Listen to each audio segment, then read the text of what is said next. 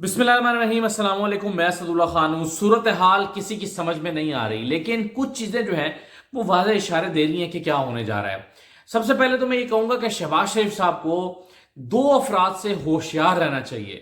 وہ دو افراد جو ہیں وہ شہباز شریف کو نااہل کرانے پر تلے ہوئے ہیں، اور وہ چاہتے ہیں کہ ہاتھ پکڑ کے شہباز شریف کو اس راستے پر چھوڑ آئیں جو نااہلی کی طرف جاتا ہے۔ ایک مریم نواز ہیں اور دوسرے صاحب جو ہیں وہ عرفان قادر ہیں۔ عرفان قادر جو آج جنہوں نے 3-4 مختلف اپیرنسز دی ہیں، بلکہ کل سے جو دے رہے ہیں، اس میں وہ سیدھا شہباز شریف کو ڈسکوالیفائی کرانا چاہتے ہیں۔ صاف نظر آ رہا ہے کہ وہ ڈسکوالیفیکیشن چاہتے ہیں۔ وہ اپنا عدالتوں کے ساتھ ان کے پرانے مسائل ہیں، ججز کے ساتھ پرانے ایشوز ہیں عرفان قادر صاحب کے، اور ان مسائل کو پتہ نہیں سیٹل کرنے کے لیے وہ ہمیشہ عدالتوں کے اندر لڑتے بھیڑتے ہیں اور پورے نظام کو غلط سمجھتے ہیں۔ پورے جوڈیشری کے سسٹم سے ان کو پرابلم ہے، اور آج سے نہیں ہے، ہمیشہ سے، ایک زمانے سے انفیکٹ ہے، اور ان کے لڑائی جھگڑے مشہور ہیں، اور وہ اب اسی طرح کے مشورے جو ہیں وہ شہباز شریف صاحب کو دے رہے ہیں۔ مثلا وہ آج کیا کہتے ہیں مالک صاحب کے پروگرام میں؟ وہ کہتے ہیں کہ حکومت کو چاہیے کہ 3 ججز کے خلاف ہر صورت ریفرنس لے کر آئے۔ اگر حکومت نہیں لے کر آئے گی تو حکومت ملک سے غداری کرے گی۔ اکسا رہے ہیں شہباز شریف صاحب کو کہ آپ ہر صورت ریفرنس لے کر آئیں، اکسا رہے ہیں ان کو، اور کہہ رہے ہیں کہ اس فیصلے پر عمل درآمد کرنا ہی نہیں چاہیے، یہ اس فیصلے پر عمل درآمد کرنا غیر آئینی ہوگا، یہ کہہ رہے ہیں۔ وہ پھر کہہ رہے ہیں کہ مجھ سے الیکشن کمیشن نے مشورہ نہیں کیا۔ اگر مجھ سے الیکشن کمیشن مشورہ کرتا تو میں الیکشن کمیشن کو مشورہ دیتا کہ اس فیصلے پر عمل درآمد نہیں کرنا چاہیے اور نہیں ہو سکتا۔ تو یہ عرفان قادر صاحب سمجھا رہے ہیں۔ تو یہ بنیادی طور پر شہباز شریف کو اکسا رہے ہیں کہ وہ اس فیصلے پر عمل درآمد نہ کر کے نااہل ہو جائیں، اور ان کی نااہلی تو خود مریم نواز کو سوٹ کرتی ہے۔ مریم صاحبہ نے آج جو باتیں کی ہیں، جو روزانہ کر رہی ہیں ویسے تو، لیکن آج انہوں نے کہا ہے کہ الیکشن نہیں ہوں گے، جو کرنا ہے کر لو۔ مطلب ظاہر ہے عدالت نے پھر کیا کرنا ہے؟ عدالت نے کسی پہ چاقو چھری تو چلانی نہیں ہے۔ عدالت کے پاس تو وہی اختیار ہے کہ عمل درآمد کروائے، یا پھر جو نہیں کرتا اس پہ توہین عدالت لگائے، اور اس کو توہین عدالت کی جو سزا بنتی ہے وہ، اور ڈسکوالیفیکیشن ہو جائے۔ تو مریم صاحب کے کہہ رہی ہیں جو کرنا ہے کر لو، یعنی ان کو پتہ ہے کہ میرا کیا جاتا ہے، جائیں گے تو چچا گھر جائیں گے۔ تو میں آج آپ کو سنواتا ہوں کہ کیا بات انہوں نے کی ہے، یہ ذرا سن لیجئے گا۔ آئین میں لکھا ہے کہ الیکشن وقت پہ ہوں گے، ہم بھی کہتے ہیں کہ الیکشن وقت پہ ہوں گے، وقت سے پہلے نہیں ہوں گے۔ اور کیونکہ وقت سے پہلے کسی کی اپوائنٹمنٹ سوٹ کرتی ہے، کسی دماغی مریض نے کوئی فیصلہ کر دیا ہے، اس فیصلے کو پورا کرنے کے لیے پوری سپریم کورٹ، پوری اسٹیبلشمنٹ، پوری سیاسی پارٹیز، پورا ملک اس کے پیچھے چل پڑے، یہ نہیں ہوگا۔ جس کا ٹریک ریکارڈ صرف انتشار ہے، فتنہ ہے، پاکستان میں جو انریسٹ ہے وہ پھیلانا ہے، جس کا ایجنڈا یہی ہے، اس کے کہنے پر پاکستان کی کوئی چیز نہیں لے گی، کر لو جو کرنا۔ اچھا، یہ اس میں ایک آپ نے غور کیا ہوگا، ایک جملہ انہوں نے کہا کہ اگر ایک پاگل شخص یہ اس طرح کا فیصلہ کر لے اور اس کے پیچھے پھر پوری اسٹیبلشمنٹ، پوری عدلیہ کھڑی ہو جائے تو پھر ایسے ملک نہیں چل سکتا۔ آپ نے غور کیا کہ اسٹیبلشمنٹ کا ذکر وہ کیوں لے کر آئی ہیں مریم نواز؟ بنیادی طور پر شاید مریم کو ایکسپیکٹیشن تھی کہ اسٹیبلشمنٹ یہ فیصلہ آنے سے روکے گی اور اپنا پورا زور لگائے گی اور یہ فیصلہ نہیں آنے دے گی سپریم کورٹ کا جو فیصلہ آیا ہے۔ اب مریم صاحبہ کو یہ لگتا ہے شاید کہ اسٹیبلشمنٹ نے اپنا پورا رول ادا نہیں کیا، یا اسٹیبلشمنٹ جو ہے وہ عمران خان کو یعنی یہ فیصلہ جو ہے یہ آنا ہی نہیں چاہیے تھا۔ بنیادی طور پر اسٹیبلشمنٹ کو اپنا رول پلے کرنا چاہیے تھا، اور اب وہ اسٹیبلشمنٹ کو بھی کہہ رہی ہیں کہ اسٹیبلشمنٹ پوری عدلیہ یہ عمران خان کے ساتھ کھڑی ہو گئی ہے۔ اور تو اب آخر میں آپ نے سنا انہوں نے کہا کہ یہ نہیں ہوگا، جو کرنا ہے کر لو۔ تو اس کا مطلب کیا ہے کہ بھائی ہمارے چچا حاضر ہیں، ان کے ساتھ جو کرنا ہے آپ نے نااہل کرنا ہے کر لیں۔ اچھا، ایک اور ذرا ویڈیو دیکھیں، اس میں 2 پہلو ہیں اس کے۔ ایک تو خالی کرسیوں سے خطاب فرمایا انہوں نے آج وکلا کنونشن میں، اور دوسرا جو بات کہہ رہی ہیں وہ اس پر بھی ذرا میں ایک جملہ کہنا چاہتا ہوں، ذرا یہ دیکھیں۔ اسد عمر کی سنی، جس پہ آج وہ معیشت پہ یا اکانومی پہ یا جو پاکستان کی فائنانشل سچویشن ہے، جس اسد عمر سے تجاویز سپریم کورٹ لے رہا تھا، اس اسد عمر کو، اس فائنانس منسٹر کو اس کی اپنی جماعت نے اٹھا کے باہر پھینک دیا تھا۔ اچھا، یہ چند لوگوں سے ایک تو ان کو خطاب کرنا پڑا، خالی کرسیاں تھیں، اور ان خالی کرسیوں میں پہ آگے سے 2-4 رو جو ہیں قطاریں، اس میں چند لوگ بیٹھے ہوئے تھے، اور اس سے مریم صاحبہ یہ خطاب کریں۔ تو یہ خطاب کے دوران کی ویڈیو کسی نے بنا کے ڈالی ہوئی ہے۔ اچھا اب اس میں وہ کہتی ہیں جو جملہ ہے وہ بھی ذرا سن لیں. وہ کہتی ہیں کہ اسد عمر جو فائنانس منسٹر تھا اور اس کی اپنی جماعت نے اس کی کارکردگی کی وجہ سے اس کو اٹھا کے باہر پھینک دیا تھا, اس سے سپریم کورٹ مشورے لے رہی ہے. تو دیکھیں میں چونکہ عدالت میں موجود تھا اور میں نے یہ رپورٹ کیا بھی تھا, اسد عمر صاحب ایک تو خود اٹھ کر آئے اور انہوں نے کہا کہ بینگ فائنانس منسٹر میں ایک پوائنٹ کو کلیئر کرنا چاہتا ہوں, کیونکہ بار بار یہ سوال ہو رہا تھا کہ پی ایس ڈی پی میں کتنا فنڈ پڑا ہوا ہے, کنسولیڈیٹڈ فنڈ میں کتنے پیسے پڑے ہوئے ہیں. یعنی سپریم کورٹ اس سوال کا جواب ڈھونڈنے کی کوشش کر رہی تھی کہ یہ پیسے کہاں سے آ سکتے ہیں. اب اس پر اٹارنی جنرل سے پوچھتے تھے تو اٹارنی جنرل کہتے تھے مجھے پتہ نہیں ہے. اس پر فائنانس جو سیکرٹری فائنانس تھے ان سے پوچھتے تھے تو وہ کہتے تھے جی کیلکولیٹ کرنا پڑے گا, دیکھنا پڑے گا, وہ تو پاس ہو گیا تھا, وہ تو پچھلے بجٹ میں رکھا تھا, وہ تو آئندہ بجٹ میں رکھنا پڑے گا, اس طرح کی باتیں کر رہے تھے. تو جب اتنی دھندلی باتیں ہو رہی تھیں تو اسد عمر صاحب نے آ کر کو مشورہ نہیں دیا, انہوں نے فگر دیا. انہوں نے کہا کہ دیکھیں جی بینگ اے فائنانس منسٹر میں کچھ چیزیں جانتا ہوں سابق فائنانس منسٹر کے طور پہ, اور میں آپ کو بتانا چاہتا ہوں کہ 700 ارب کا ترقیاتی بجٹ تھا اس مرتبہ, اس میں سے 230 ارب روپے صرف خرچ ہوئے ہیں اور 470 ارب روپے پڑے ہوئے ہیں ابھی ترقیاتی فنڈ میں, اس میں سے 20 ارب نکالے جا سکتے ہیں. پھر انہوں نے کہا کہ بطور فائنانس منسٹر اس وقت میں یہ جانتا ہوں کہ ہم نے ترقیاتی فنڈ میں سے کرونا کے دنوں میں, کووڈ کے دنوں میں 200 ارب روپے نکالا تھا. تو اس کا مطلب کیا ہوا کہ ترقیاتی فنڈ میں سے پیسے نکالے جا سکتے ہیں. تو اگر 200 ارب روپے اس وقت نکال لیا گیا تھا تو 20 ارب کیوں نہیں نکالا جا سکتا. تو یہ صرف فگرز انہوں نے بتائی تھیں, کوئی ایسے مشورے نہیں دیے تھے جس میں کوئی بہت ایکسپرٹیز چاہیے ہوتی ہیں. تو یہ اس لیے جو جملہ مریم نے کہا ہے, مریم نواز صاحبہ نے, وہ بھی مطلب ایسے ہی ہوائی بات انہوں نے کی ہے. اچھا دوسری بات یہ ہے کہ شہباز شریف صاحب جو ہیں انہوں نے اب قانونی ٹیم کو مشورہ دیا ہے.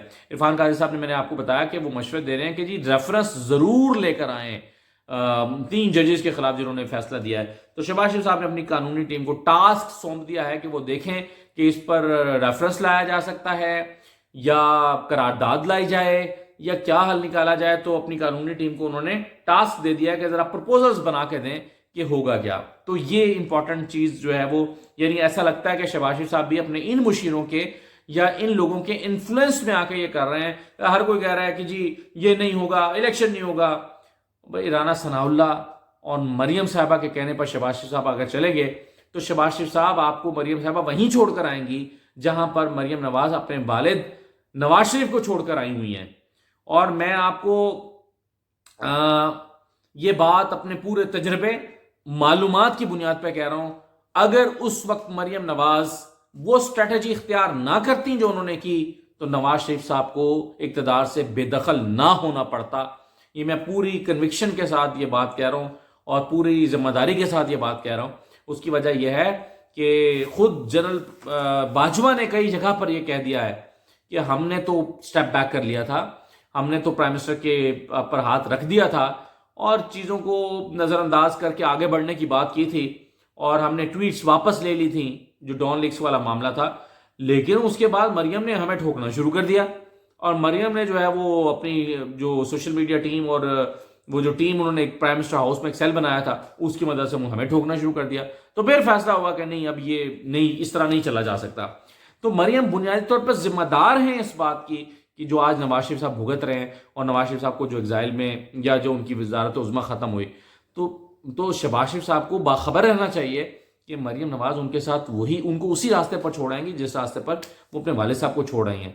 تو بچیں اس سے. جو نواز شریف صاحب آج کل کہہ رہے ہیں نا کہ قوم بچے اس فیصلے سے, تو شہباز شریف صاحب بچیں اس اسٹریٹجی سے جو مریم نواز نے بنا رکھی ہے اور جس کو وہ امپلیمنٹ کرنے کی کوشش کر رہی ہے.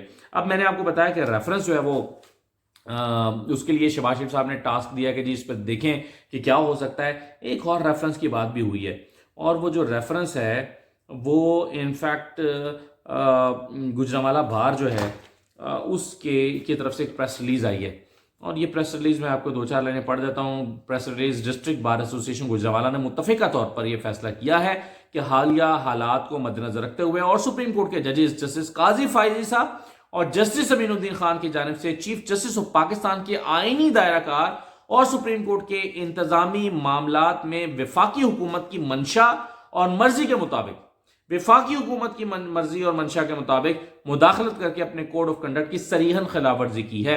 अलावा जी इलेक्शन को अपने आईनी मुद्दत में होने से रोकने के लिए जिस तरह का किरदार इन मोअज़्ज़िज़ जजेस ने अदा किया है और इनके हल्फ से रूगर्दानी के ये इनके हल्फ से रूगर्दानी के मुतरादिफ है, लिहाजा मुत्तफ़िका तौर पर जस्टिस काज़ी फ़ैसा और जस्टिस अमीनुद्दीन के खिलाफ रेफरेंस दायर कर रहे हैं कि इन साहिबान को बतौर सुप्रीम कोर्ट जजेस काम करने से फौरन रोका जाए। अब अगर उन 3 जजेस के खिलाफ रेफरेंस आएगा तो फिर इन 2 जजेस के खिलाफ रेफरेंस भी आएगा, और आप जानते हैं कि रेफरेंस कोई एक आम शहरी भी दायर कर सकता है सुप्रीम कोर्ट में, सुप्रीम जुडिशल काउंसिल में, तो ये आम शहरी भी कर सकता है। तो ये जो आज इरफान कादरी साहब प्लान बना के बैठे हुए हैं ना कि जब चीफ जस्टिस के खिलाफ रेफरेंस आ जाएगा तो चीफ जस्टिस फिर सुप्रीम जुडिशल काउंसिल में नहीं बैठ सकेंगे, और जब वो नहीं बैठ सकेंगे तो फिर सेकंड मोस्ट सीनियर जज बैठेंगे सुप्रीम जुडिशल काउंसिल में फैसला करने के लिए। तो भाई अगर सेकंड सीनियर मोस्ट जज के खिलाफ, काजी फैसा के खिलाफ भी रेफरेंस आ गया तो फिर कौन बैठेगा, और फिर तीसरे नंबर के जज सरदार साहब के खिलाफ आ गया, तारिक साहब के खिलाफ, तो फिर कौन बैठेगा।